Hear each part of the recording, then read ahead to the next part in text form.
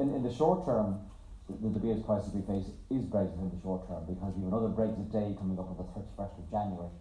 We've carried out 5 waves of research around the world, in Britain, France, Germany, the United States, monitoring consumers' motivations and intentions arising from it. We don't have any issues in the United States. We do have now between 15 and 20% of our customers in Great Britain and in France and in Germany saying they will consider postponing their holiday or spending less or going somewhere else rather than Ireland. Having the common travel area and having that reassured is very good for us.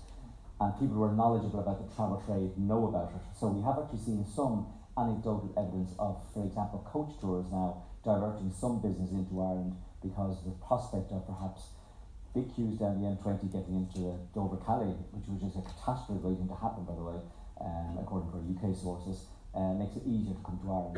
However, for the average consumer who is just booking a flight on Ryanair or Aer Lingus, we find through our research that the knowledge of the common travel area isn't really there. They still think that they probably need a passport. But what you do for Ryanair, you need a driver's license for Aer Lingus. There are different rules and regulations. There doesn't seem to be an appetite to make it as easy as possible, so to speak, you know. So I mean, 2 sides to the coin, so to speak. The most worrying thing about Brexit in the short term, and we've carried out 5 waves of research because, you know, we all have our own views on this, but how's our customer feeling? Our customer is feeling more nervous as we approach each Brexit day. So the 29th of March, the 12th of April, the end of October. For example, the October one is coming right in the middle of mid-term. So if you were a household in Britain and you're going to go away with your family, being in the European Union at the beginning and possibly not at the end, that's going to impact on your decision because you don't want hassle. So we're seeing that creep into mainland Europe now, into France and into Germany. And what our customers are saying to us is that, I'm not too sure what the situation is in Ireland. I know there's a border. I don't know if I'm going to need a passport or a licence, and I might just end up postponing my trip for another year because they just don't need a hassle. You know, they don't want trouble. It's not that. But between 13 and 16% of French and Germans are saying that to us at the moment, and that's a significant proportion of people. And we have a small number of people who are contacting our contact centre as well, raising these issues. And they're the people who have taken the trouble to write. You know, so there's a lot of other people that probably aren't. So we're pleased. I mean, in fairness, I have to say here, the government have listened to us.